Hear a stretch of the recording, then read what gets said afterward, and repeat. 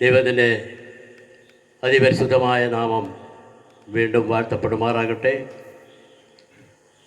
അനുഗ്രഹിക്കപ്പെട്ട ഈ ശുശ്രൂഷയുടെ അധ്യക്ഷത വഹിക്കുന്ന കർത്താവിൻ്റെ ദാസൻ പോൾ പാസ്റ്റർ അവറുകൾ, GMIയുടെ ഡയറക്ടർ,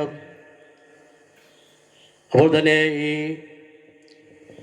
2 ദിവസം നൽകുന്ന യോഗങ്ങളെല്ലാ ക്രമീകരണം ചെയ്യുകയും ചെയ്യുന്നതായ കർത്താവിൻ്റെ ദാസൻ പാസ്റ്റർ EK ഷെണായി അവറുകൾ, ഇതിൻ്റെ കോർഡിനേറ്ററായി പ്രവർത്തിക്കുന്നതായ വത്സല്യ സഹോദരൻ പ്രിയ റജി ബ്രദർ, അനുഗ്രഹീതമായ ഗാനങ്ങൾ ആലപിക്കുന്നതായ GMIയുടെ കൊയർ അംഗങ്ങൾ, ശബ്ദവും വെളിച്ചവും ക്രമീകരിച്ചുകൊണ്ടിരിക്കുന്ന പ്രിയ അനീഷ്, പ്രിയ സഹോദരൻ, അതുപോലെ തന്നെ ഇന്നത്തെ നാളെയും നടക്കുന്ന യോഗത്തിന് വേണ്ടി ഈ ഭവനവും അംഗണവും ഒക്കെ വിട്ടു നിർത്ത ഈ ഭവനാംഗങ്ങൾ, കടന്നു വന്നിരിക്കുന്ന ദൈവമക്കൾ, ശബ്ദപരിചയങ്ങളെ ശ്രവിക്കുന്ന എല്ലാ മാന്യ ശ്രോതാക്കൾക്കും യേശുക്രിസ്തുവിൻ്റെ ധന്യനാമത്തിൽ സ്നേഹവന്ദനം അറിയിക്കുന്നു.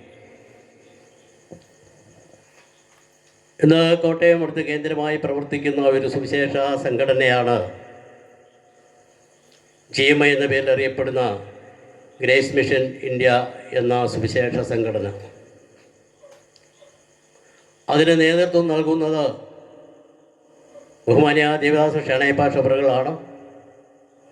ദീർഘവർഷങ്ങളായി താൻ ഈ കോട്ടയത്ത് പ്രദേശത്ത് വന്ന സമയം മുതൽ അദ്ദേഹവുമായി പരിചയപ്പെടുവാനും വിവിധ സന്ദർഭങ്ങളിൽ കർത്താവിൻ്റെ വേലയുള്ള ബന്ധത്തിൽ ഒരുമിച്ച് സഹകരിക്കുവാനും പ്രവർത്തിക്കുവാനും ഒക്കെ കഴിഞ്ഞുകൊണ്ടിരിക്കുന്നു. അതും വലിയൊരു അനുഗ്രഹമായി ഞാൻ കാണുകയാണ്.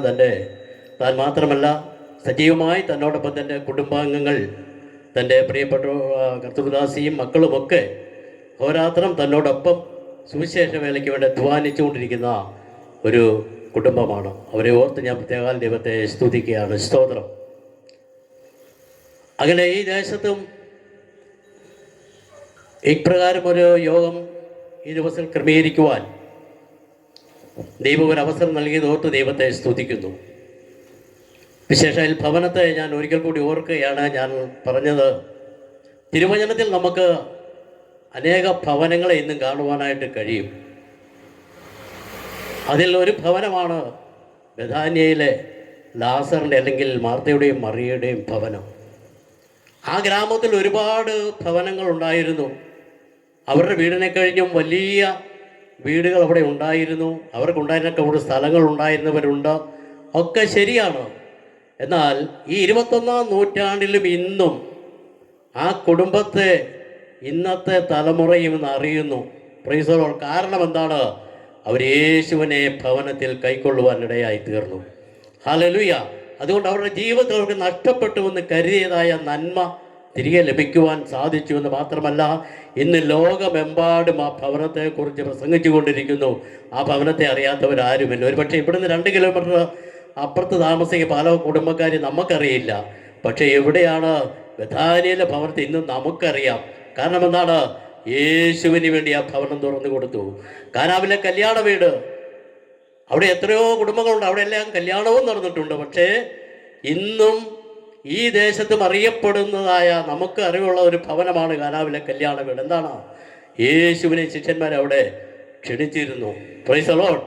അതുകൊണ്ടും ആ ഭവനവും അനുഗ്രഹിക്കപ്പെടുവാനിടയായിത്തീർന്നു. ഞാൻ പറഞ്ഞത്, ഈ കാലഘട്ടത്തിലും കർത്താവിന് വേണ്ടി നമ്മുടെ ഭവനവും നമുക്കുള്ളതൊക്കെ നൽകുന്നുവോ, അവിടെ കർത്താവ് സമൃദ്ധിയായി അനുഗ്രഹിക്കുവാനിടയായി തീരും. Price the Lord. ഹല്ലേലൂയ. ഇന്ന് പലപ്പോഴും പലരും ഇങ്ങനെ പറയാറുണ്ട്, ഈ സുവിശേഷം ഇങ്ങനെ ഈ പ്രസംഗിച്ചോണ്ട് നിങ്ങൾക്കൊരു മടുപ്പുമില്ലെന്ന് ഈയിടെ ഒരാൾ ജോസുകൂർത്തനോട് ചോദിച്ചു. ഞങ്ങൾ വീട്ടിൽ ഇരുന്ന TV വെച്ചാൽ, റേഡിയോ വെച്ചാൽ എല്ലായിടത്തും സുവിശേഷം.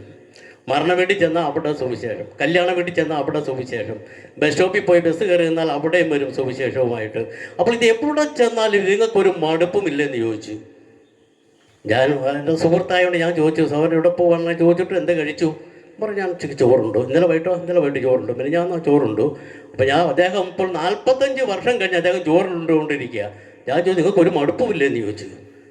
ഇത്രയും വർഷം ഈ ചോറുണ്ടിട്ട് ഈ ചപ്പാത്തി എന്നിട്ട് നിങ്ങൾക്ക് എന്താ ഒരു മടുപ്പുമില്ല വെച്ചത്? അയ്യോ, അന്നേരം പറഞ്ഞു, അയ്യോ അതെങ്ങനെ, നമുക്ക് ജീവിക്കണ്ടേ ശരീരം. എന്നാൽ പ്രിയ സഹോദര, നിങ്ങളുടെ ശരീരത്തിന് വേണ്ടി നിങ്ങൾ ഭക്ഷണം കഴിക്കുന്നു.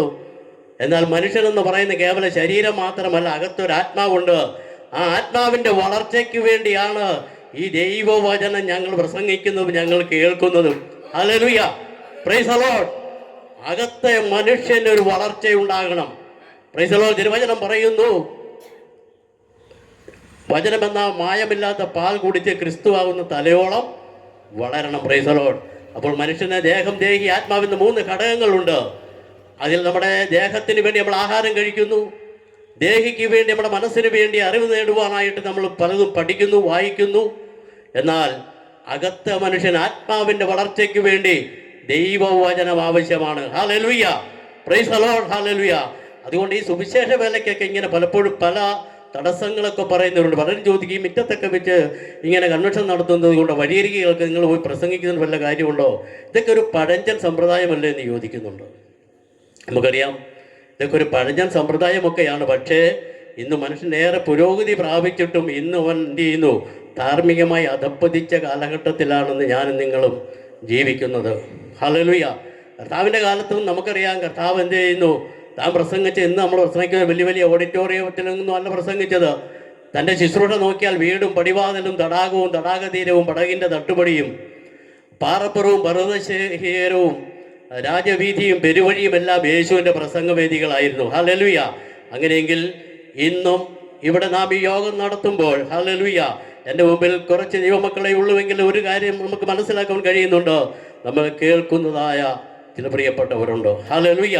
അതുകൊണ്ട് ഇന്ന് രാത്രികാലവും നാളെ നടക്കുന്നതായ യോഗവും ഏറ്റവും അനുഗ്രഹമായി തീരുവാൻ കർത്താവ് നമ്മെ ഓരോരുത്തരെയും സഹായിക്കട്ടെ.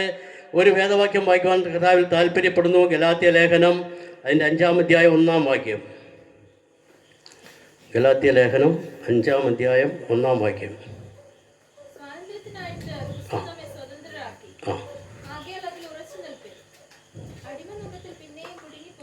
Price the Lord. സ്വാതന്ത്ര്യത്തിനായിട്ട് ക്രിസ്തു നമ്മെ സ്വതന്ത്രരാക്കി. ആകയാൽ അതിൽ ഉറച്ചു നിൽപ്പീൻ, അടിമനുഖത്തിൽ പിന്നെയും കുടുങ്ങിപ്പോകരുത്. സ്തോത്രം, ഹല്ലേലൂയ.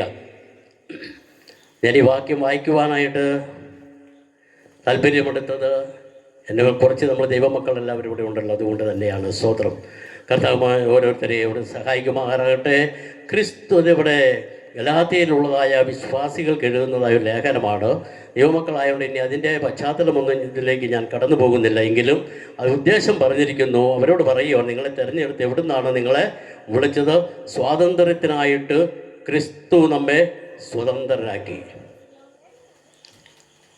അതിൽ ഉറച്ചു നിൽപ്പി, അടിമ മുതൽ പിന്നെയും കുടുങ്ങിപ്പോകരുത്. സ്തോത്രം, ഹല്ലേലൂയ. നാം ദൈവമക്കളെ സംബന്ധിച്ച് നാം എല്ലാവരും സ്വാതന്ത്ര്യം പ്രാപിച്ചവരാണ്. നാം എവിടെയായിരുന്നു നമുക്കറിയാം. അവിടെ നിന്ന് സ്വാതന്ത്ര്യം പ്രാപിച്ചു. എന്നാൽ ഇന്ന് നമ്മെപ്പോലെ സമശിഷ്ടങ്ങൾ ഇന്ന് പുറത്ത് സ്വാതന്ത്ര്യമില്ലാതെ, അഥവാ സാത്താൻ്റെ അധീനതയിൽ പാപത്തിൻ്റെ അടിമകളായി കഴിയുന്ന അനേകരുണ്ട്. ഹല്ലേലൂയ. അതുകൊണ്ട് നമ്മെപ്പോലെ അവരും സ്വാതന്ത്ര്യം പ്രാപിക്കണം. അതിനുവേണ്ടിയാണ് ഇങ്ങനെയുള്ളതായ യോഗങ്ങൾ ക്രമീകരിക്കപ്പെടുന്നത്. ഹല്ലേലൂയ. അപ്പോൾ ഇന്ന് ഞാൻ പ്രാരംഭമായി ഓർപ്പിച്ചതുപോലെ മനുഷ്യൻ പലരും ചിന്തിക്കുന്നത് ഈ കാലഘട്ടത്തിൽ ഇതിനൊക്കെ ആവശ്യമുണ്ടോ എന്നാണ്.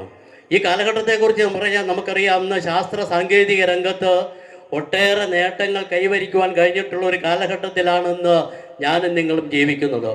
ഒട്ടേറെ നേട്ടങ്ങൾ കൈവരിക്കുവാൻ കഴിഞ്ഞു എന്ന് മാത്രമല്ല, ഇനി എന്തിനേയും ഏതിനേയും കീഴടക്കുവാൻ കഴിയുമെന്ന് ഇന്നത്തെ ആധുനിക മനുഷ്യൻ ചിന്തിക്കുന്നു.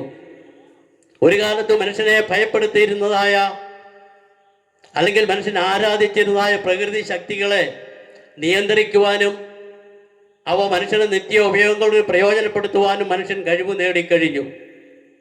അതുപോലെ തന്നെ മനുഷ്യനെ ഭയപ്പെടുത്തിയിരുന്ന മാരക രോഗങ്ങൾക്കുള്ളതായ ഔഷധങ്ങൾ കണ്ടുപിടിക്കുവാൻ ഒരു പരിധിവരെ അവൻ്റെ ആയുസ്സും ആരോഗ്യവും ഒക്കെ നിയന്ത്രിക്കുവാൻ മനുഷ്യൻ സാധിച്ചിട്ടുണ്ട്. അതുപോലെ തന്നെ ഒരിക്കൽ പ്രയോജനമില്ലാതെ കിടന്നതായ മരുഭൂമിയും മഞ്ഞുമലകളുമൊക്കെ ഇന്ന് മനോഹരമായ ഉദ്യാനങ്ങളും ഫലപ്രദമായ കൃഷിഭൂമിയുമാക്കി മാറ്റുവാനായിട്ട് മനുഷ്യന് സാധിച്ചു. അങ്ങനെ നോക്കിയാൽ ഈ ഭൂമുഖത്ത് മാത്രമല്ല, ഇതര ഗോളങ്ങളിൽ വരെ മനുഷ്യൻ ചെന്നെത്തുവാനും അവിടെ നിന്ന് സന്ദേശങ്ങളും ചിത്രങ്ങളും കൈമാറുക മാത്രമല്ല, അവിടെ മാസങ്ങളോളം വർഷങ്ങളോളം മനുഷ്യന് ബഹിരാകാശത്ത് പാർക്കുവാനുള്ള കഴിവ് മനുഷ്യൻ നേടിക്കഴിഞ്ഞു. ഇവിടെ നിന്നും ബഹിരാകാശത്തേക്ക് അയക്കുന്നതായ വാഹനങ്ങൾക്കുണ്ടാകുന്ന കേടുപാടുകൾ ഈ ഭൂമിയിൽ ഇരുന്നു കൊണ്ട് തന്നെ പരിഹരിക്കുവാനായിട്ട് മനുഷ്യൻ കഴിവ് നേടിക്കഴിഞ്ഞു.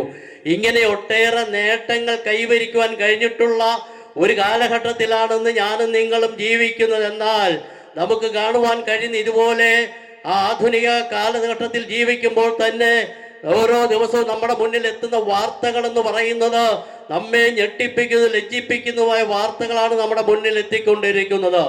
ആധുനിക കാലഘട്ടത്തുമായപ്പോൾ ഒരുപക്ഷെ വിദ്യാഭ്യാസം മനുഷ്യൻ ഉണ്ടായപ്പോൾ ഇതെല്ലാം ഇല്ലാതാകേണ്ടതല്ലേ? പക്ഷെ എന്തുകൊണ്ട് ഇങ്ങനെ നടക്കുന്നു?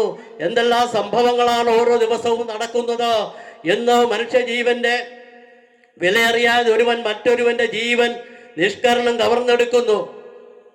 ചിലർ സ്വന്തം ജീവിതം തന്നെ നശിപ്പിക്കുന്നു. ഒരു പൂ നുള്ളിയെടുക്കുന്ന ലാഘവത്തോടെ, അല്ലെങ്കിൽ ഒരു ഉറുമ്പിനെ ഞെരിച്ചു കൊള്ളുന്ന നിസ്സംഗതയോടെ ഇവിടെ മനുഷ്യ ജീവൻ അപഹരിക്കപ്പെടുന്നു. സ്വന്തം കുഞ്ഞിനെ താലോലിക്കേണ്ട കരങ്ങൾ തന്നെ അതിനെ നിലത്തടിച്ചോ വിഷം നൽകിയോ കൊല്ലുന്നതായ അമ്മമാർ, സ്നേഹപൂർവ്വം ചെറുപ്പക്കാരെ വീട്ടിൽ നിന്നും വിളിച്ചിറക്കിക്കൊണ്ടുപോയി സ്നേഹിതരുടെ അല്ലെങ്കിൽ ഏതെങ്കിലും കൊട്ടേഷൻ സംഘത്തിന്റെയോ കൊലക്കത്തിക്ക് ഇരയാകുന്ന എത്രയോ ചെറുപ്പക്കാർ ഇന്ന് ഇന്റർനെറ്റിന്റെയും മൊബൈൽ ഫോണിന്റെയൊക്കെ ദുരുപയോഗത്താൽ എത്രയോ ദാമ്പത്യ ബന്ധങ്ങൾ ഇവിടെ തകർന്നടിയുന്നു. സ്ത്രീധനത്തിന്റെ പേരിൽ ആത്മഹത്യകളും കൊലപാതകങ്ങളും ഇന്ന് വർദ്ധിച്ചുകൊണ്ടിരിക്കുന്നു. സ്കൂൾ കുട്ടികൾ പോലും ഇന്ന് മദ്യത്തിനും മയക്കുമരുന്നിനും അടിമകളാകുന്നു എന്ന് മാത്രമല്ല, ഇതിനേക്കാൾ അവരതിന്റെ വ്യാപാര മേഖലകളിലേക്ക് ഇന്ന് വളർന്നിരിക്കുന്നു. നോക്കുക, ഒരു വശത്ത് മനുഷ്യൻ ആധുനിക സാങ്കേതിക വിദ്യയും ശാസ്ത്ര സാങ്കേതിക വിദ്യയും എല്ലാ വിധത്തിലും അവർ ഉയർച്ച പ്രാപിച്ചു. പക്ഷേ മറുവശത്ത് ധാർമ്മികമായ അമ്മേ പരാജയപ്പെട്ടല്ല, അധപ്പതിച്ചൊരു കാര്യമാണ് നമുക്ക് കാണുവാനായിട്ട് കഴിയുന്നത്. ഇന്നത്തെ പത്രത്തിൽ നമുക്കറിയാം, സ്വന്തം മകൻ അപ്പനെ എന്ത് ചെയ്തു? കുത്തിക്കൊന്നു. രണ്ടുപേരും ഒരുമിച്ച് മദ്യപിച്ചിട്ട് വന്നതാണ്. ഇന്ന് മനുഷ്യ രാശിയെ നശിപ്പിച്ചുകൊണ്ടിരിക്കുന്ന മഹാവിപത്തായിക്കൊണ്ടിരിക്കുന്നു മദ്യം എന്നുള്ളത്. മദ്യവും മയക്കുമരുന്ന് അനേക കുടുംബങ്ങളെ ഇന്ന് തകർത്തുകൊണ്ടിരിക്കുന്നു. ദാമ്പത്യ ബന്ധങ്ങൾ തകർന്നുകൊണ്ടിരിക്കുന്നു. ഇതെല്ലാം കാരണം എന്താണ്? ഒരിക്കൽ മനുഷ്യൻ ലോകം വിചാരിച്ചു മനുഷ്യന് വിദ്യാഭ്യാസം ഇല്ലാത്തത് കൊണ്ടാണ് ഇങ്ങനെയൊക്കെയുള്ള കാര്യങ്ങൾ നടക്കുന്നുവെന്ന്. അവന് വിദ്യാഭ്യാസം ഉണ്ടാകുമ്പോൾ ഇതിനൊക്കെ മാറ്റം വരുമെന്ന് അവർ വിചാരിച്ചിരുന്നു. നമുക്കറിയാം, വിദ്യാഭ്യാസപരമായി ഇന്ന് ഏറെ പുരോഗതി പ്രാപിച്ച ഒരു സംസ്ഥാനമാണ് നമ്മുടെ കേരളം. നമ്മുടെ രാജ്യവും അതുപോലെ തന്നെ ഏറെ എന്ന് എന്ത് ചെയ്യുന്നു, വിദ്യാഭ്യാസപരമായി ഉയർച്ച പ്രാപിച്ചിട്ടുണ്ട്. അതുപോലെ തന്നെ ഒരിക്കൽ വിചാരിച്ചു മനുഷ്യന് പണം ഇല്ലാത്തതുകൊണ്ടാണ് ഇതൊക്കെ നടക്കുന്നത്. അക്രമങ്ങളും കൊലപാതകങ്ങളും മോഷണമൊക്കെ നടക്കുന്നത് പണമില്ലാത്തത് കൊണ്ടാണ്. സാമ്പത്തികമായ ഒരു മുന്നേറ്റം ഉണ്ടാകുമ്പോൾ ഇതൊക്കെ ഇല്ലാതാകുമെന്ന് അന്ന് മനുഷ്യൻ കരുതി. നമുക്കറിയാം, ഇന്ന് സാമ്പത്തികമായിട്ട് വളരെയേറെ ഉന്നതി പ്രാപിച്ചിട്ടുള്ള സംസ്ഥാനമാണ് നമ്മുടെ സംസ്ഥാനം. സാധാരണക്കാർക്ക് പോലും നമുക്കറിയാം, സാധാരണക്കാർ പോലും ഇന്ന് സാമ്പത്തികമായി നല്ല ഉന്നത നിലവാരം പുലർത്തുന്നുണ്ട്. നമ്മുടെ രാജ്യവും അതുപോലെ സാമ്പത്തികമായി വളരെ ഉന്നതി പ്രാപിച്ചു. ലോക രാജ്യങ്ങളുടെ കണക്കെടുത്തപ്പോൾ ഇങ്ങനെ പറഞ്ഞത്, സാമ്പത്തിക രംഗത്ത് ഇന്ത്യ ബ്രിട്ടനെ പോലും മറികടന്ന് 5ാം സ്ഥാനത്ത് എത്തിയിരിക്കുന്നു എന്നാണ് ലോക രാഷ്ട്രങ്ങളുടെ കണക്കെടുത്തപ്പോൾ പറഞ്ഞിരിക്കുന്നത്. അപ്പൊ അതിൻ്റെ ഒരു ഓഹരി നമുക്കൊക്കെ എന്ത് ചെയ്യും, അതിന് പ്രയോജനം ഉണ്ടായിട്ടുണ്ടോ? സാമ്പത്തികമായി നല്ല നിലവാരം പുലർത്തുവാൻ എല്ലാവർക്കും കഴിയുന്നുണ്ട്. അപ്പോൾ സാമ്പത്തികമായ ഒരു കുറവല്ല. പിന്നെ എന്താണ് ഇതിന് കാരണം? അപ്പോൾ വിദ്യാഭ്യാസത്തിന്റെ കുറവല്ല. വിദ്യാഭ്യാസപരമായ വേറെ ഉയർച്ച നമുക്ക് ലഭിച്ചിട്ടുണ്ടോ? നമുക്ക് ഈ ദേശത്ത് ഒരു 100 വീടെടുത്താൽ അതിനകത്ത് 90 വീട്ടിലെങ്കിലും ഒരു ഡിഗ്രിക്കാരെങ്കിലും ഇല്ലാത്ത കുടുംബങ്ങളില്ല.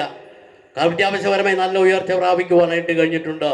പിന്നെ എന്തുകൊണ്ടാണ് ഇങ്ങനെയുള്ള സംഭവം നടക്കുന്നത്? ലോകം വിചാരിച്ചു പല വിധത്തിൽ അതിന് ഒരു പരിഹാരം വരുത്തുവാനായിട്ട് ലോകം ശ്രമിക്കുന്നുണ്ട്. അതുകൊണ്ട് തന്നെ പല കാര്യങ്ങളാണ് അവർ ചെയ്തുകൊണ്ടിരിക്കുന്നത് ഇതിനൊരു മാറ്റം വരുവാനായിട്ട്. പക്ഷേ ഇതിൻ്റെ കാരണം കണ്ടുപിടിക്കുവാനായിട്ട് അവർക്ക് കഴിയുന്നില്ല. പക്ഷേ ഇത് ഇല്ലാതാക്കുവാനായിട്ട് പലരും ശ്രമിക്കുന്നുണ്ടോ? ശാസ്ത്രം ശ്രമിക്കുന്നുണ്ടോ? എന്നാൽ ഒരു കാര്യം ശ്രദ്ധിക്കണം, ശാസ്ത്രത്തിന് ഇതിനൊരു പരിഹാരം വരുത്തുവാൻ കഴിയുകയില്ല. കാരണം ശാസ്ത്രത്തിന് പലപ്പോഴും തെറ്റുകൾ സംഭവിച്ചിട്ടുണ്ട്, ഒരുപക്ഷെ ഇനി സംഭവിക്കുകയും ചെയ്യാം. ശാസ്ത്രമെല്ലാം തെറ്റാണെന്നല്ല ഞങ്ങൾ പറയുന്നത്. ശാസ്ത്രത്തിന് പലപ്പോഴും തെറ്റുകൾ സംഭവിച്ചിട്ടുണ്ട്, ഒരുപക്ഷെ ഇനി സംഭവിക്കുകയും ചെയ്യാം. കാരണം ഒരു കാലത്ത് ശാസ്ത്രം പറഞ്ഞ് ഈ ഭൂമി ഒരു പരന്ന വസ്തുവാണെന്ന് പറഞ്ഞ ശാസ്ത്രം പിന്നീട് ആ തത്വം തിരുത്തി എഴുതി ഭൂമി ഉരുണ്ട ഗോളാകൃതിയിലാണെന്ന് അവർ കണ്ടെത്തുകയുണ്ടായി. അതുപോലെ തന്നെ ആറ്റമാണ് ഏറ്റവും ചെറിയ കണികയെന്നും ആറ്റത്തെ വിഭജിക്കുവാൻ കഴിയുകയില്ല എന്ന് ഒരു കാലത്ത് ശാസ്ത്രം പറഞ്ഞു. എന്നാൽ ശാസ്ത്രം ആ തത്വം തിരുത്തി എഴുതി ആറ്റത്തെ വീണ്ടും വീണ്ടും വിഭജിക്കുവാൻ കഴിയുമെന്ന് കണ്ടെത്തുകയുണ്ടായി.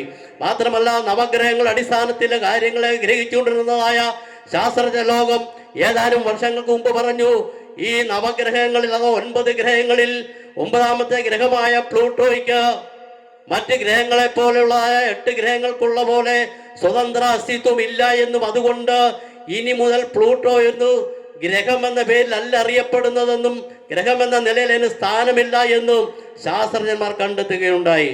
ഞാൻ പറഞ്ഞത്, ഇതുപോലെ ശാസ്ത്രത്തിന് പലപ്പോഴും തെറ്റുകൾ സംഭവിച്ചിട്ടുണ്ട്. ഒരുപക്ഷെ ഇനി സംഭവിക്കുകയും ചെയ്യാം. എന്നാൽ നൂറ്റാണ്ടുകളായി ഞങ്ങൾ പ്രസംഗിച്ചു കൊണ്ടിരിക്കുന്ന ഈ ദൈവവചനത്തിന് ഇതുവരെ തെറ്റ് സംഭവിച്ചിട്ടില്ല. Hallelujah, price the Lord, hallelujah. ഇന്നലത്തെ വാർത്ത അറിയുവാൻ നാം ഇന്ന് പത്രം വായിക്കുന്നു, ഇന്നത്തെ വാർത്ത അറിയുവാൻ ഇന്റർനെറ്റിൽ നാം നോക്കുന്നു. എന്നാൽ നാളെ ലോകത്തിന് എന്ത് സംഭവിക്കുവാൻ പോകുന്നു എന്ന് അറിയണമെങ്കിൽ ഈ വിശുദ്ധ വേദപുസ്തകമാണ് നമുക്ക് തെളിവായിട്ട് നമ്മുടെ മുന്നിലുള്ളത്. Hallelujah, price the Lord. ശാസ്ത്രത്തിന് ഇതിന് ഈ പ്രശ്നങ്ങൾക്ക് പരിഹാരം വരുത്തുവാനായിട്ട് കഴിയുകയില്ല. രാഷ്ട്രീയത്തിന് പറ്റുമോ? രാഷ്ട്രീയത്തിന് പറ്റുമോ? പല ഇസങ്ങൾ ഇവിടെ വന്നിട്ടുണ്ട്. എന്നാൽ രാഷ്ട്രീയത്തിന് പറ്റുമോ ഇല്ലോ നാം ശ്രദ്ധിക്കേണ്ടിയിരിക്കുന്നു. ഒരു കാലത്ത് ഇവിടെ പല ഇസങ്ങൾ വന്ന് സോഷ്യലിസവും കമ്മ്യൂണിസവും നക്സലിസം തുടങ്ങി ഒട്ടേറെ ഇസങ്ങൾ ഇവിടെ വന്നിട്ടുണ്ട്. എന്നാൽ മനുഷ്യന് ശാശ്വതമായ ഒരു സമാധാനം നൽകുവാൻ ഇസങ്ങൾക്കൊന്നും കഴിഞ്ഞില്ല. ഏതാനും നാളുകൾക്ക് മുമ്പ് ഒരു രാഷ്ട്രീയ നേതാവ് ഇപ്രകാരമാണ് പറഞ്ഞത്, ഞങ്ങളൊരു രാഷ്ട്രീയ പാർട്ടിക്ക് എതിരല്ല കേട്ടോ, ഞങ്ങൾക്ക് ഉള്ളതായ വോട്ടവകാശം വളരെ മാന്യമായി വിനിയോഗിക്കുന്നവരാണ്, അംഗീകരിക്കുന്നു.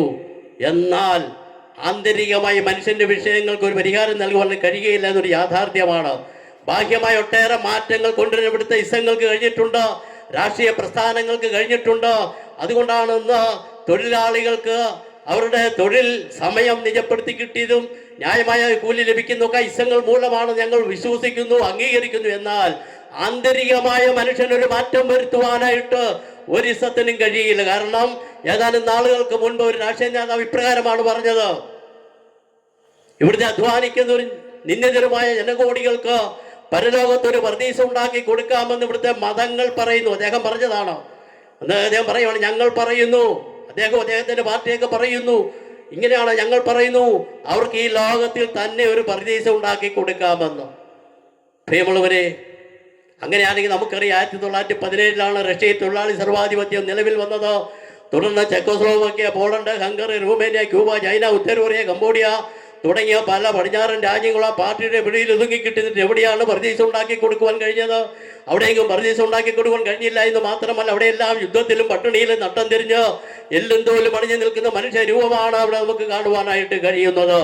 എന്നാൽ ഹല്ലേലൂയ, പ്രിയമുള്ളവരെ, യേശു ഇപ്രകാരമാണ് പറഞ്ഞത്, ധനവാന്റെ സ്വർണ്ണ നാണയത്തെക്കാൾ ഒരു വിധവയുടെ 2 ചില്ലിക്കാശിന് മൂല്യം നൽകിയ യേശു പാവനിയുടെ പരീശന്റെ വിരുദിനേക്കാൾ പാവനിയുടെ കണ്ണുനീരിന് അർത്ഥം നൽകിയ യേശു ഇപ്രകാരം പറഞ്ഞു, അധ്വാനിക്കുകയും ഭാരം ചുമക്കുന്നവരായുള്ളവരെ എൻ്റെ അടുക്കൽ വരുവീൻ, ഞാൻ നിങ്ങളെ ആശ്വസിപ്പിക്കാം. ലോകത്തെ ഇളക്കി മറിച്ചിട്ടുള്ള തത്വചിന്തകന്മാർക്കോ മതഗുരുക്കന്മാർക്കോ ആർക്കും തന്നെ ഇങ്ങനെ ഒരു അവകാശവാദം ഉന്നയിക്കുവാൻ കഴിഞ്ഞില്ല. യേശു പറഞ്ഞു, എൻ്റെ അടുക്കൽ വരുവീൻ, ഞാൻ നിങ്ങളെ ആശ്വസിപ്പിക്കാം. Price the Lord. യേശുവിന്റെ അടുക്കൽ വരുന്നവര് ആശ്വാസം പ്രാപിച്ചാണ് കടന്നുപോയിരിക്കുന്നത്. യേശുവിന്റെ അടുക്കൽ വരുന്നവര് സൗഖ്യം പ്രാപിച്ചിട്ടാണ് കടന്നുപോയിട്ടുള്ളത്. യേശുവിന്റെ അടുക്കൽ വരുന്നവര് പ്രശ്നങ്ങൾക്ക് പരിഹാരം ലഭിച്ചിട്ടാണ് കടന്നുപോയിട്ടുള്ളത്. ഹല്ലേലൂയ. അങ്ങനെയെങ്കിൽ പ്രിയമുള്ളവരെ, ഞാൻ പറയട്ടെ, യേശുവിന് മാത്രമേ മനുഷ്യന്റെ പ്രശ്നങ്ങൾക്ക് പരിഹാരം വരുത്തുവാനായിട്ട് കഴിയുള്ളൂ. എങ്ങനെയാണ് ഇതിന് പരിഹാരം വരുത്തേണ്ടത്? അപ്പോൾ പ്രശ്നം എന്താണെന്ന് മനസ്സിലാക്കണം. എന്താണ് പ്രശ്നം? എന്നാൽ തിരുവചനം പറയുന്നു, ഇതിനെല്ലാം കാരണമെന്ന് പറയുന്നത് മനുഷ്യനിൽ കുടികൊള്ളുന്നതായ പാപമാണ്. അതാണ് റോമാലേഖനം 5-12 വാക്യത്തിൽ നമുക്ക് കാണുവാനായിട്ട് കഴിയുന്ന. ഒരു വ്യത്യാസവുമില്ല, എല്ലാവരും പാപം ചെയ്ത് ദൈവ തേജസ് ഇല്ലാത്തവരായി തീർന്നു എന്ന്. ഹല്ലേലൂയ. മനുഷ്യരെല്ലാവരും വ്യത്യാസമുള്ളവരാ. അവരുടെ ഉയരത്തിലും വണ്ണത്തിലും നിറത്തിലും നടപ്പിലും സംസാരത്തിലും കെട്ടിലും മട്ടിലും എല്ലാം എല്ലാവരും വ്യത്യാസമുള്ളവരാണ്. എന്നാൽ തിരുവചനം പറയുന്ന ഒരു കാര്യത്തിൽ ഒരു വ്യത്യാസവുമില്ല. അവിടെ ബ്രാഹ്മണനെന്നോ ക്ഷത്രിയനെന്നോ വൈശ്യനെന്നോ ശൂദ്രനെന്നോ വ്യത്യാസമില്ല. തൊഴിലാളിയെന്നോ മുതലാളിയെന്നോ വ്യത്യാസമില്ല. അവിടെ സ്ത്രീയെന്നോ പുരുഷനോ എന്നോ വ്യത്യാസമില്ല. കറുത്തവനോ വെളുത്തവനോ എന്നോ വ്യത്യാസമില്ല. എല്ലാവരും പാപം ചെയ്ത് ദൈവ തേജസ്സില്ലാത്തവരായി തീർന്നു. പ്രിയമുള്ളവരപ്പോ ഈ ലോകത്തിൽ ഇങ്ങനെ നടക്കുന്നതായ ഈ സംഭവങ്ങളെല്ലാം കാരണമെന്ന് പറയുന്നത് മനുഷ്യനിൽ കുടികൊള്ളുന്ന പാപമാണ്. ഹല്ലേലൂയ. എന്നാൽ മനുഷ്യൻ ഇന്നും എന്ത് ചെയ്തുകൊണ്ടിരിക്കുന്നു? അവൻ പാപത്തിൽ തന്നെ കഴിഞ്ഞുകൊണ്ടിരിക്കുകയാണ്. ഹല്ലേലൂയ. അവൻ പാപത്തിലാണ് കഴിയുന്നത്. എന്നാൽ പാപത്തിന്റെ പരിഹാരത്തിന് വേണ്ടി പലതും ഒക്കെ ചെയ്യാറുണ്ട്. എന്നാൽ അതൊന്നും അവന് സ്ഥിരമായിട്ടോ സ്ഥായിയായിട്ടോ നിത്യമായിട്ടോ ഇന്നൊരു പരിഹാരം ലഭിക്കുന്നില്ല എന്നൊരു യാഥാർത്ഥ്യമാണ്. പലരും പല കാര്യങ്ങളും ചെയ്യുന്നുണ്ട്. എങ്ങനെയാ? നമുക്ക് ചില നാളുകൾക്ക് മുൻപ് ഒരു പ്രസിദ്ധീകരണത്തിൻ്റെ ഫോട്ടോ വന്ന് ഞാൻ ഓർക്കുന്നു. നമ്മുടെ രാജ്യത്തിൻ്റെ ഒരു സ്വാതന്ത്ര്യ ദിനം ആഘോഷിക്കുന്ന വേളയിൽ ചില വർഷങ്ങൾക്ക് മുൻപാണ്. അവിടെ നമ്മുടെ സ്കൂളുകളിലും സ്ഥാപനങ്ങളിലുമൊക്കെ എന്ത് ചെയ്യുന്നുണ്ട്? എല്ലായിടത്തും പതാക ഉയർത്തലും മധുരപലഹാരം വിതരണവും എല്ലാം നല്ല സ്വാതന്ത്ര്യം ആഘോഷിക്കുകയാണ്. ആ ചിത്രം ഇങ്ങനെയായിരുന്നു. ഇവിടെ കേരളത്തിലുള്ള ഒരു ജയിലിൽ കഴിഞ്ഞ തടവുപുള്ളികളും അവിടെ കിടന്ന് സ്വാതന്ത്ര്യം ആഘോഷിക്കുക. അവർ പതാക ഉയർത്തുന്നുണ്ട്, മധുരപലഹാരം കഴിക്കുന്നുണ്ട്. പക്ഷെ അവരെവിടെയാണ്? സ്വാതന്ത്ര്യമില്ലാതെ ജയിലില്ല. അങ്ങനെ ആഘോഷിക്കുന്ന ആഘോഷങ്ങൾ വല്ല പ്രയോജനമുണ്ടോ? സ്വാതന്ത്ര്യമില്ലാതെ തടവറയിൽ കിടന്നുകൊണ്ട് സ്വാതന്ത്ര്യം ആഘോഷിക്കുന്നത് പോലെ ഇന്നത്തെ ആധുനിക മനുഷ്യൻ ഇന്ന് പാപത്തിൽ കിടന്നുകൊണ്ട് പാപത്തിൻ്റെ പരിഹാരത്തിന് വേണ്ടി പലതും ചെയ്തുകൊണ്ട്, പക്ഷേ പാപത്തിന് പരിഹാരം വരുത്തുവാൻ നേടുവാൻ അവന് സാധിക്കുന്നില്ല. പ്രാകൃത മനുഷ്യർ പോലും തങ്ങൾക്ക് ദോഷമായി കണ്ടതിനെ ഒഴിവാക്കാൻ അവർ പരിശ്രമിച്ചിരുന്നു.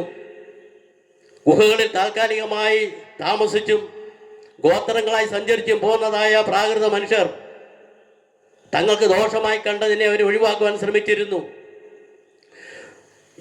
അവിടെയുള്ളതെല്ലാം, ഭൂമിയിലുള്ളതെല്ലാം എല്ലാവരുടെയും എന്ന് കരുതിയിരുന്ന ആ പ്രാകൃത യുഗത്തിൽ പോലും അവര് അങ്ങനെ കരുതിയിരുന്നു. വസ്ത്രം ധരിക്കാത്ത ദേഹങ്ങളും അതുപോലെ ഉണ്ടാകുന്ന കലഹങ്ങളും അതിനെ തുടർന്നുള്ള കലഹങ്ങളും കൊലപാതകങ്ങളുടെ വർഗനാശത്തിന് വഴിതെളിച്ചപ്പോൾ അവയ്ക്ക് കടിഞ്ഞാണിടാൻ ആ പ്രാകൃത മനുഷ്യർക്കിടയിലും തീരുമാനങ്ങളുണ്ടായി. അങ്ങനെ വസ്ത്രം ധരിക്കലും ഏകഭാര്യത്വം നിർബന്ധമാക്കിക്കൊണ്ട് ഒരു വ്യക്തിയുടെ ഭദ്രമായ കുടുംബജീവിതത്തിന് വേണ്ടി കുത്തഴിഞ്ഞ ഗോത്ര ജീവിതം വഴിമാറിക്കൊടുത്തു. അങ്ങനെ തങ്ങൾക്ക് ദോഷമായി കണ്ടതിന് ഒഴിവാക്കുവാനെടുത്ത തീരുമാനങ്ങളും അനുഷ്ഠാനങ്ങളും ഒക്കെയാണ് പിൽക്കാലത്ത് സാമൂഹ്യ നിയമങ്ങളായി മാറിയത്, മാനവ സംസ്കാരമായി വളർന്നത്. എന്നാൽ അവയെല്ലാം ഇന്ന് കാറ്റിൽ പറത്തിക്കൊണ്ട് കാളവണ്ട യുഗത്തിൽ നിന്നും കമ്പ്യൂട്ടർ യുഗത്തിലെത്തിയ മനുഷ്യൻ ഇന്ന് പ്രാകൃത മനുഷ്യൻ പോലും ചെയ്യാത്ത പാപപ്രവൃത്തികളാണ് ചെയ്തുകൊണ്ടിരിക്കുന്നത്. കാരണം അവരിൽ കുടികൊള്ളുന്നതായ പാപമാണ്. എന്നാൽ പാപത്തിന്റെ പരിഹാരത്തിന് വേണ്ടി അവൻ പലപ്പോഴും പല കാര്യങ്ങളും ശ്രമിച്ചു പോകുന്നു. എന്നാൽ അതൊന്നും നിത്യമായിട്ടൊരു പരിഹാരം ലഭിച്ചില്ല. കാരണം തിരുവചനം പറയുന്നു, ഏക മനുഷ്യനാൽ പാപവും പാപത്താൽ മരണവും ലോകത്തിൽ കടന്നു എന്ന്. അപ്പോൾ മനുഷ്യന്റെ പ്രശ്നം ഏകമാണ്. ഏക മനുഷ്യനാൽ പാപം. അപ്പോൾ മനുഷ്യന്റെ പ്രശ്നം ഏകമാണ്. പ്രശ്നം ഏകമാകയാൽ പരിഹാരം ഏകമാകണം. പരിഹാരം ഏകമാകണമെങ്കിൽ പരിഹാരകൻ ഏകനായിരിക്കണം. അതുകൊണ്ടാണ് യേശുവിലുള്ള രക്ഷയെപ്പറ്റി നമുക്ക് തിരുവചനത്തിൽ കാണുവാനായിട്ട് കഴിയുന്നത്. യേശു രക്ഷകനാണെന്ന് എല്ലാവരും അംഗീകരിക്കുന്നുണ്ട്. പെന്തക്കോസുകാർ മാത്രമല്ല, ക്രിസ്ത്യാനികൾ മാത്രമല്ല, ലോകത്തിൽ എല്ലാവരും പറഞ്ഞു യേശു ക്രിസ്തു ആരാണ്? രക്ഷകനാണ്. Praise the Lord. എന്നാൽ യേശു ക്രിസ്തു ഏക രക്ഷകനാണെന്ന് അവർക്ക് അംഗീകരിക്കുവാൻ കഴിയുന്നില്ല. അതുകൊണ്ടാണ് നമുക്കറിയാം, ചില കടകളിലൊക്കെ ചെല്ലുമ്പോൾ ഫോട്ടോ കാണാറുണ്ട്. 2-3 ഫോട്ടോ വെക്കുന്ന കൂട്ടത്തിൽ യേശുവിൻ്റെ ഫോട്ടോയും കാണും. നല്ല നല്ല സന്ദേശങ്ങൾ പലരും പറഞ്ഞതിൻ്റെ കൂട്ടത്തിൽ യേശു പറഞ്ഞൊരു സന്ദേശവും കാണും. കാരണം എന്താ?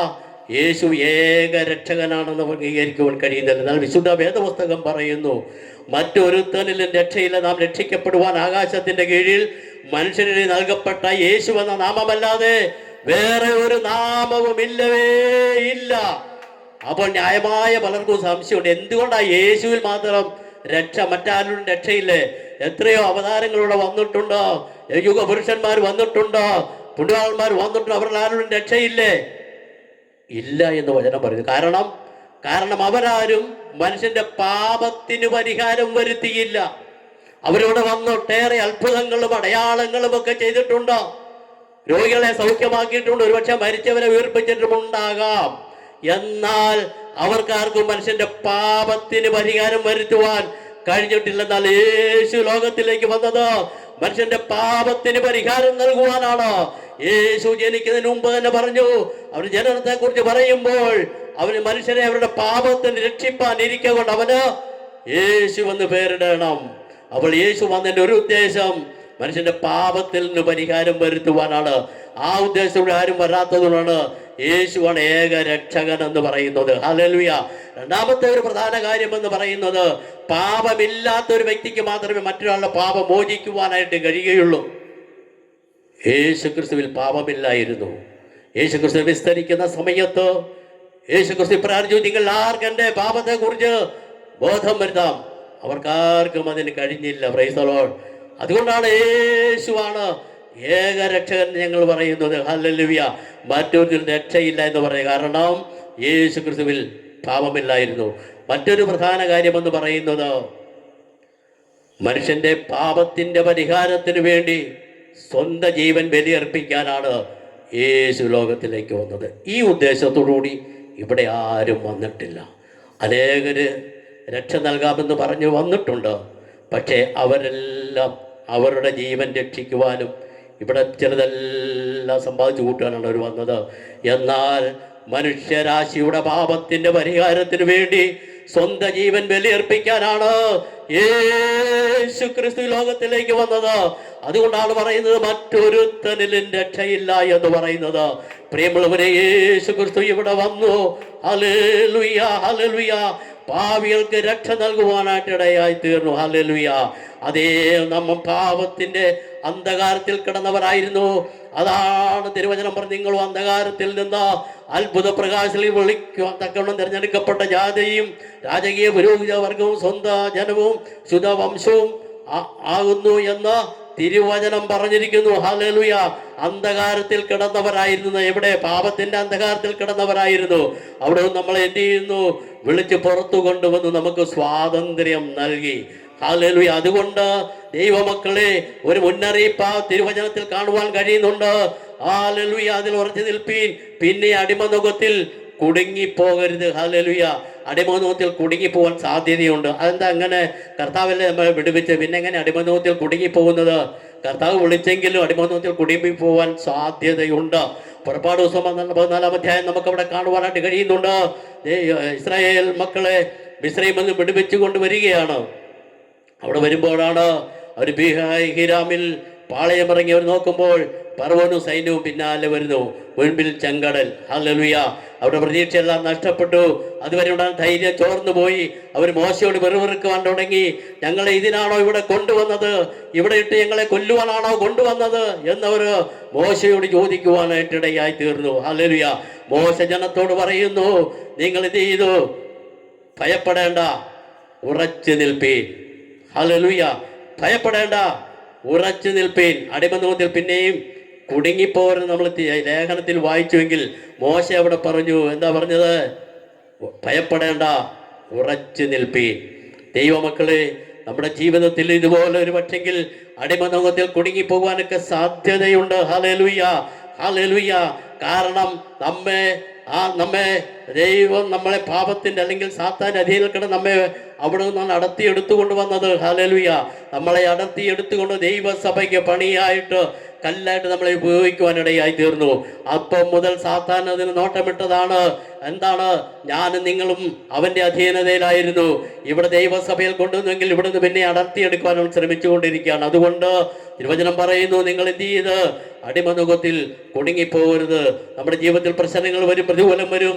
ഇസ്രായേൽ മക്കളുടെ ജീവിതത്തിൽ അങ്ങനെ പ്രശ്നങ്ങളും പ്രതിസന്ധികളും കടന്നു വന്നെങ്കിൽ അവർ ഉറച്ചു നിൽക്കുവാൻ മോശ പറഞ്ഞതുപോലെ തിരുവചനം നമ്മുടെ ലേഖനത്തിൽ നാം വായിച്ചെടുത്ത് പറയുന്നു, ഉറച്ചു നിൽപ്പീൻ.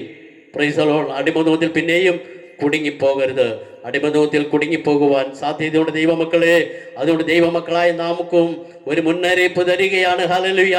ക്രിസ്തു നമ്മെ സ്വാതന്ത്ര്യത്തിനായിട്ട് നമ്മളെ സ്വതന്ത്രരാക്കിയിരിക്കുകയാണ്. ഹല്ലേലൂയ. അതുകൊണ്ട് ഇനി അടിമനുഖത്തിൽ കുടുങ്ങിപ്പോകാതെ യേശു ക്രിസ്തു നമ്മെ പാപത്തിൽ നിന്ന് മോചനം നൽകി എന്നുള്ള വിശ്വാസത്തിലൂടെ കർത്താവിന് വേണ്ടി ജീവിക്കുവാൻ നമുക്ക് ഇടയായി തീരണം. ഹല്ലേലൂയ. അങ്ങനെ അനേകര് പാപത്തിൽ ഇന്നും കഴിയുന്നവരുണ്ട്. പാപത്തിൽ അനേകരെ വലിച്ചെടുക്കുന്നതിന് വേണ്ടിയാണ് ഇങ്ങനെയുള്ളതായ യോഗങ്ങൾ, കൺവെൻഷനുകൾ, ക്രൂസേഡുകളൊക്കെ നടത്തുന്നത്. ഹല്ലേലൂയ. കാരണം അനേകരിന്നും പാപത്തിന്റെ അന്ധകാരത്തിൽ കഴിയുന്നു. അനേക കുടുംബം, ഞങ്ങളൊക്കെ ദേവദാസന്മാർ ഞങ്ങളൊക്കെ പലപ്പോഴും ഇങ്ങനെയുള്ളതായ മുറ്റത്തോ അല്ലെങ്കിൽ എങ്ങനെയുള്ള കൺവെൻഷനേക്കാളും കൂടുതൽ പ്രസംഗിക്കുന്ന വഴിയോരങ്ങളിൽ നിന്നുകൊണ്ടാണ്. ഞങ്ങൾ പല സ്ഥലങ്ങളിലും കടന്നു നിന്ന് പ്രസംഗിക്കുമ്പോൾ പല അമ്മമാർ വന്ന് പറയാറുണ്ട്, ദേവദാസന്മാരെ, ഞങ്ങൾക്ക് വേണ്ടി പ്രാർത്ഥിക്കണം. എന്താണെന്ന് ചോദിച്ച് പറയുന്നത്, ഞങ്ങൾ ഒരു കാലത്ത് ഞങ്ങൾ സ്വപ്നം പോലും കാണാത്ത വിധത്തിലുള്ളതായ ഉയർച്ച ദൈവം തന്നു. ഞങ്ങൾക്ക് സ്ഥലമോ വീടോ ഒന്നുമില്ലായിരുന്നു. വീട് തന്നു, സ്ഥലം തന്നു, വാഹനം തന്നു, മക്കൾക്ക് നല്ല ജോലി തന്നു. ഒരു കുഴപ്പവുമില്ല. പക്ഷെ ഒരൊറ്റ കാര്യം, ജീവിതത്തിൽ സമാധാനമില്ല. Price the Lord. കാരണം ഒന്നെങ്കിൽ മക്കൾ അല്ലെങ്കിൽ ഭർത്താവ് മദ്യത്തിന് അടിമയായിക്കൊണ്ടിരിക്കുന്നു. അത് കാരണം തകർന്ന ജീവിതം നയിക്കുന്നത്. ഇനി എന്തിനാണ് ജീവിക്കുന്നതെന്നോ ചോദിച്ചുകൊണ്ട് ഞാൻ ജീവിക്കുകയായിരുന്നു ദേവദാസന്മാരെ എന്ന് പറയുന്ന അനേക അമ്മമാരിന്ന് നമ്മുടെ ചുറ്റിലുമുണ്ട്. ഹല്ലേലൂയ. പ്രിയമുള്ളവരെ, അവരെല്ലാം പാപത്തിൻ്റെ അന്ധകാരത്തിലാണ് കഴിയുന്നത്. അവർ എന്തുകൊണ്ടാണ് ആ മദ്യത്തിന് അടിമയാകുന്നത്? അവരുടെ സ്വഭാവദൂഷ്യം എന്ന് പറയുമ്പോൾ നമുക്ക് കാണുവാൻ കഴിയുന്നത് പാപത്തിലായതുകൊണ്ടാണ്. ആ പാപത്തിൽ നിന്നൊരു മോചനം, സ്വാതന്ത്ര്യം പ്രാപിച്ചു കഴിഞ്ഞാൽ ആ മദ്യപാനത്തിൽ നിന്ന് മോചനം പ്രാപിക്കുവാനായിട്ടിടയായിത്തീരും. അനേകർ കുടുംബ തകർച്ചകൾ നേരിട്ട് കൊണ്ടിരിക്കുന്നവരുണ്ട്. അവരുടെ കുടുംബ തകർച്ചയിൽ നിന്ന് മോചനം പ്രാപിക്കുവാനെല്ലാം എന്ത് ചെയ്യണം? പാപത്തിൽ നിന്നൊരു മോചനം ആവശ്യമാണ്. ഇന്ന് രാത്രികാലം എനിക്ക് പറയുവാനുള്ള സന്ദേശം ഇതാണ്: സ്വാതന്ത്ര്യത്തിനായിട്ട് ക്രിസ്തു നമ്മെ സ്വതന്ത്രരാക്കി. അതുകൊണ്ട് അടിമതത്തിൽ പിന്നെയും കുടുങ്ങിപ്പോകരുത്. ഹല്ലേലൂയ. കുടുങ്ങിപ്പോകാതിരിക്കുവാൻ ദൈവവചനത്തിൽ ആശ്രയിച്ച് നമുക്ക് ജീവിക്കാം. അതിന് കർത്താവ് നമ്മെ ഓരോരുത്തരെയും അവിടെ സഹായിക്കുമാറാകട്ടെ. ഈ കൺവെൻഷൻ അവിടെ നടക്കുന്ന, നാളെ നടക്കുന്നതായ ഈ ക്രൂസേഡ് ഏറ്റവും അനുഗ്രഹമായി തീരുവാൻ കർത്താവ് സഹായിക്കട്ടെ. പ്രാർത്ഥനാപൂർവ്വം നമുക്കായിരിക്കാം. ഇന്നും നാളെ നടക്കുന്നതായ യോഗത്തിൽ അനുഗ്രഹീതരായ ദേവദാസന്മാർ വചനം ശുശ്രൂഷിക്കുന്നു. അത് കടന്നു വരുന്നവർക്ക് വിദേശത്തിന് വലിയൊരു വിടുതലായിരിക്കാൻ നമുക്ക് പ്രാർത്ഥിക്കാം. ഇന്ന് എന്നെ നിക്ഷിപ്തമായിരിക്കുന്ന കാര്യം നിന്നോ പ്രാർത്ഥിച്ച ദൈവത്തിൽ സമർപ്പിക്കുക എന്നുള്ളതാണ്. ഹല്ലേലൂയ. പ്രിയമുള്ളവരെ, ഈ തിരുവചനം പങ്കുവയ്ക്കുവാൻ, അനേകർക്ക് ആശ്വാസം വിടുതലിനും കാരണമായി തീരുവാൻ ഇന്ന് നാളെ നടക്കുന്ന യോഗം മുഖാന്തരമായി ഇടയായി തീരട്ടെ എന്ന പ്രാർത്ഥനയോടുകൂടി ഞാൻ എൻ്റെ വാക്കുകൾക്ക് വിരാമം കുറിക്കുന്ന എൻ്റെ കർത്തവ്യത്തിലേക്ക് കിടക്കുകയാണ്. Praise the Lord. ഹല്ലേലൂയ. പ്രാരംഭമായി ഓർപ്പിച്ചതുപോലെ GMI മിനിസ്ട്രി എന്ന് പറയുന്നതായി ഈ സുവിശേഷ സംഘടന ഇത് കോട്ടയത്ത് മാത്രമല്ല, കേരളത്തിലെ വിവിധ സ്ഥലങ്ങൾ കടന്നു എന്ന് ദൈവത്തിൻ്റെ മാറ്റമില്ലാത്ത വചനം വിളിച്ചറിയിച്ചു കൊണ്ടിരിക്കുന്നു. അങ്ങനെ അനേകർ കർത്താവിനെ രക്ഷകനായി അംഗീകരിക്കുകയും ആത്മീയ സന്തോഷം അനുഭവിക്കുകയും ചെയ്തുകൊണ്ടിരിക്കുന്നു. ഈ ദേശത്തെ സംബന്ധിച്ചോട് ഞങ്ങൾക്കറിയാം, ആദ്യമായിട്ടല്ല ഇങ്ങനൊരു സന്ദേശമൊക്കെ ഇവിടെ വരുന്നത്. പലപ്പോഴും കേട്ടിട്ടുള്ളവരാണ്. എന്നാൽ ഒരു പ്രാവശ്യം കൂടെ കേൾക്കുവാനുള്ളൊരു അവസരം ലഭിച്ചത് ഒരു മഹാഭാഗ്യമായി തന്നെ കാണുക. കർത്താവ് നമ്മെ ഓരോരുത്തരെയും സഹായിക്കട്ടെ. ഈ ഇവിടെ നടക്കുന്ന ഈ കൺവെൻഷൻ പിതാവിൻ്റെയും പുത്രൻ്റെയും പരിശുദ്ധാത്മാവിൻ്റെയും നാമത്തിൽ ഉദ്ഘാടനം ചെയ്തതായി ഞാൻ പ്രഖ്യാപിക്കുന്നു. കർത്താവ് നമ്മെ അനുഗ്രഹിക്കുമാറാകട്ടെ. ഒരു വാക്ക് പ്രാർത്ഥിക്കാം. സ്നേഹവാനും പരിശുദ്ധനുമായ നല്ല കർത്താവേ, ഈ നല്ല സന്ധ്യയ്ക്കായി സ്തോത്രം ചെയ്യുന്നു. ഈ ദേശത്ത് കടന്നു വന്ന ദൈവത്തിൻ്റെ മാറ്റമില്ലാത്ത വചനം ഇന്നും നാളെയുമായി പ്രഘോഷിക്കുമ്പോൾ അത് കർത്താവേ, ചുറ്റുപാടുള്ള ദേശങ്ങൾക്ക്, കുടുംബങ്ങൾക്കൊക്കെ ഒരു അനുഗ്രഹമായി തീരുവാൻ കർത്താവിന് സഹായിക്കുമാറാകണമേ എന്ന് പ്രാർത്ഥിക്കുന്നു. ഈ ക്രൂസൈഡ് ക്രമീകരിച്ചിരിക്കുന്നതായ ദേവദാസനെയും തൻ്റെ ടീമങ്ങളെ എല്ലാം ഒരുമിച്ച് അവിടുന്ന് അനുഗ്രഹിക്കുമാറാകണമെന്ന് പ്രാർത്ഥിക്കുന്നു. ഈ ഭവനത്തെ അവിടുന്ന് അനുഗ്രഹിക്കുമാറാകണമെന്ന് പ്രാർത്ഥിക്കുന്നു കർത്താവേ. ഹല്ലേലൂയ. സ്തോത്രം. കർത്താവിൻ്റെ കൃപ അവിടുന്ന് കൂടെ ഇരിക്കുമാറാകണമെന്ന് പ്രാർത്ഥിക്കുന്നു. ഈ യോഗം തീരുമ്പോൾ ചില പ്രിയപ്പെട്ടവർ യേശുവിനെ രക്ഷകനും കർത്താവുമായി അംഗീകരിച്ച് ആത്മീയ സന്തോഷം അനുഭവിക്കുവാൻ തക്കവണ്ണം കർത്താവ് സഹായിക്കുമാറാകണമെന്ന് പ്രാർത്ഥിക്കുന്നു. ഈ യോഗം ലീഡ് ചെയ്തുകൊണ്ടിരിക്കുന്ന ദേവദാസനെ ഏൽപ്പിക്കുന്നു. ആത്മീയ ഗീതങ്ങൾ ആലപിക്കുന്ന കൊയറിന് വേണ്ടി പ്രാർത്ഥിക്കുന്നു.